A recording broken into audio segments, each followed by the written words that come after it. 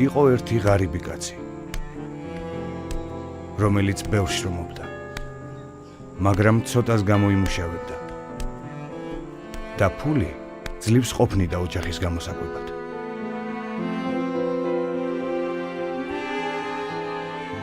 ერთხელ იგი ზღვის სანაპიროზე გავიდა, ქვაზე ჩამოჯდა და უყურებდა თუ როგორ უახლოვდებოდნენ ნავსადგურს ძვირფასი საქონლით დატვირთული დიდი გემები.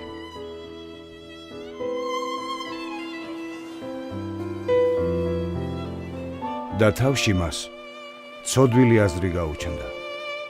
რატომ უგზავნის უფალი ზოგიერთ ადამიანს ამდენ სიმდიდრეს და ყოველგვარ სიამოვნებას, ხოლო სხვებს გასაჭირში ტოვებს?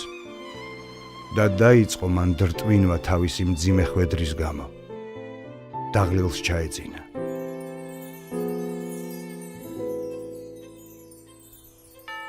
და სიზმარში იხილა მრავალი ჯვარი. ჯვრები იყო დიდი და პატარა, ოქროსი და ვერცხლის, სპილენძისა და რკინის, ქვისა და ხის. ხედავ რამდენი ჯვარია. ამოირჩიე რომელიც ქსურს და აიტანე მთის წვერზე. შეხედა კაცმა ოქროს ჯვარს, მოეწონა ის და მისი აღება სცადა, მაგრამ ადგილიდან ვერ დაძრა. არა, ეტყობა რომ ვერ შეძლება ამ ჯვრის მთაზე ატანას. აიღე მეორე, ვერცხლის. იქნებ ეგ იყოს შენი ძალის შესაფერისი. იწვალა კაცმა და ვერც ვერცხლის ჯვრის დაძვრა ვერ შეძლო. ბევრს ეცადა, მაგრამ ვერც სპილენძის, ვერც რკინის და ვერც ქვის ჯვრები ადგილიდან ვერ დაძრა. აირჩიე რომელიმე ხის ჯვრებიდან. კაცმა აიღო ყველაზე პატარა ხის ჯვარი და გახარებულმა ადვილად აიტანა იგი მთის წვერზე. გაგიმხელ თუ რა ჯვრებია ეს, რომლებიც შენი ხილე. ოქროს ჯვარი მეფის ჯვარია.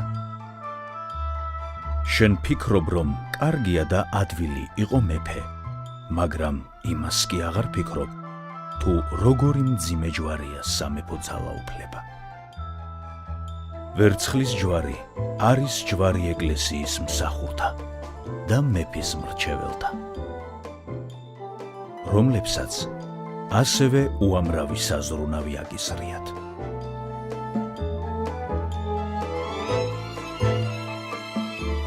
სპილენძის ჯვარი იმათ ეკუთვნის, ვისთვისაც ღმერთს სიმდიდრე მიუცია. შენ მათი გშურს და ფიქრობ, რომ ისინი ბედნიერი არიან, მაგრამ იცოდე, რომ მათი ცხოვრება უფრო მძიმეა ვიდრე შენი. შენი შრომის შემდეგ შეგიძლია მშვიდად დაიძინო,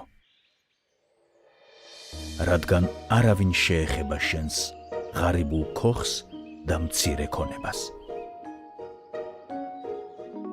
მდიდარს კი დღე-დაღამე შინია რომ ვინმემ არ მოატყუოს, არ გაქურდოს, ან მისი სახლი არ გადაწვას. გარდა ამისა, მდიდარი პასუხს აგებს ღვთის წინაშე თავისი სიმდიდრის გამო, თუ როგორ იყენებდა მას. ხოლო თუ რაიმე უბედურება მოხდება და მდიდარი გაღარიბდება, მაშინ რამდენი მწუხარება დაატყდება მას თავს. რკინის ჯვარი ხედართა ჯვარია. ჰკითხე მათ და თავად გეტყვიან თუ როგორ უწევდათ მათ ღამის გათენება ღიაცის ქვეშ, სველ მიწაზე, ასევე სიცივისა და შიმშილის მოთმენა. ქვის ჯვარი ვაჭართა ჯვარია. შენ მოგწონს მათი ცხოვრება, რადგან ისინი შენსავით არ შრომობენ. მაგრამ განახშირად არ ხდება, რომ ვაჭარი მთელ თავის ფულს დახარჯავს საქონელში, გავა ზღვაში და უბედური შემთხვევის გამო მთელი ნავაჭრი გემთან ერთად იწირება.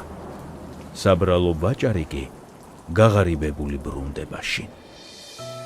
ხოლო ხის ჯვარი, რომელიც ადვილად აიღე და მსუბუქად აიტანე მთაზე, არის სწორედ შენი ჯვარი. შენ ღმერთს შესჩიოდი, რომ მძიმე ცხოვრება გაქვს, მაგრამ ახლა ხომ ხედავ, რომ შენი ცხოვრება ბევრად უფრო ადვილია, ვიდრე სხვა ადამიანებისა. გულთამხილავმა უფალმა კარგად იცოდა, რომ ნებისმიერ სხვა წოდებასა და მდგომარეობაში შენ სულს დაღუპავდი.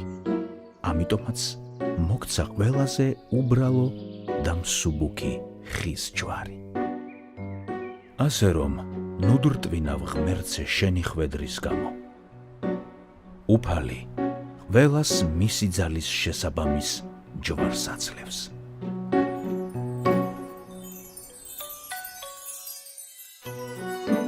კაცს გაეღვიძე. მადლობა შესწირა ღმერთს სასარგებლო ხილვისთვის და ამიერიდან აღარ დრტვინავდა ღმერთზე თავისი ცხოვრების გამო.